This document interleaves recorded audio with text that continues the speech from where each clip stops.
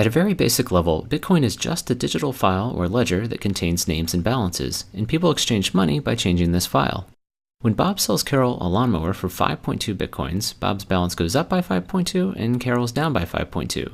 There's no gold or government-issued money backing these numbers. Bob is only willing to trade his real-life lawnmower for a higher number in this digital file because he has faith that other people will also trust the system.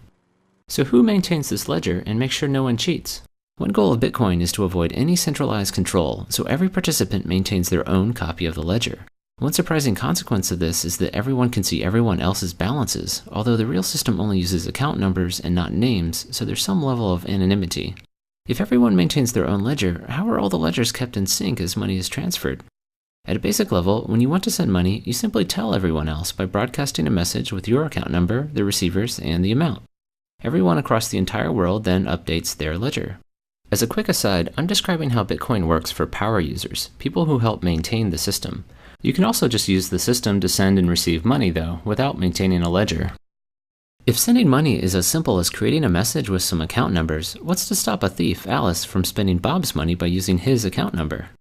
Like a pen and paper check, Bitcoin requires a kind of signature to prove that the sender is the real owner of an account, but is based on math rather than handwriting. When a new account number is created, it comes along with a private key mathematically linked to that account number. If you've heard of a Bitcoin wallet, these keys are what it holds and are what allow you to create signatures. To create a signature, a private key and the text from a transaction are fed into a special cryptographic function. Another function allows other people to check the signature, making sure it was created by the account owner and that it applies to that specific transaction. Unlike the handwritten version, these signatures can't be copied and reused in the future, as they're unique to each transaction. While the mathematical signatures prove who sent a transaction, they can't prove when it was sent, and this turns out to be problematic.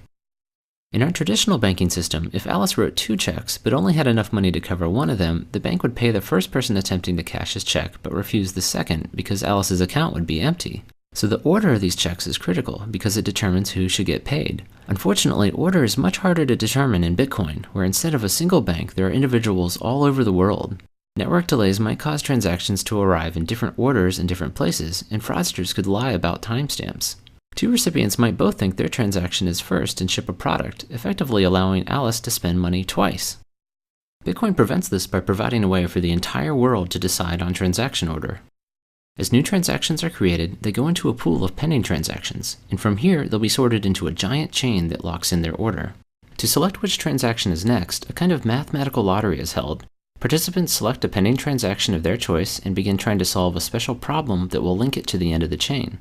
The first person to find a solution wins and gets to have their transaction selected as next in the chain. So what's this linking problem?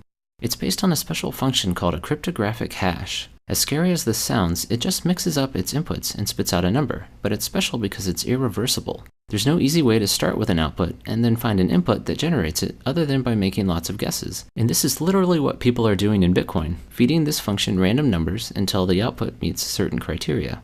Besides a random guess, you also input a transaction from the pending pool and chain, which is where the linking part comes in. So the lottery provides a way for the entire world to decide which transaction is next, but the math behind it also helps ensure everyone agrees about past transactions too. Suppose you're joining the network for the first time and request a copy of the transaction chain to get caught up but receive several different versions. Which one should you trust?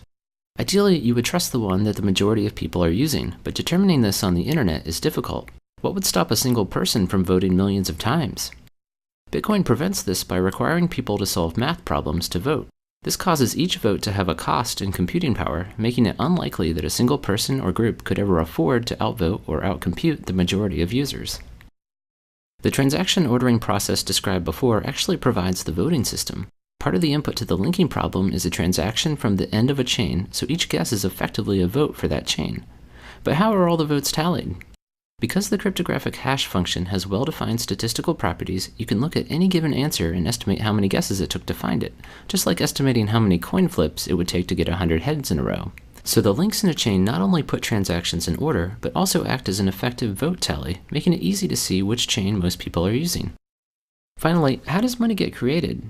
Every time someone wins the lottery to pick the next transaction in the chain, new bitcoins are created out of thin air and awarded to their account.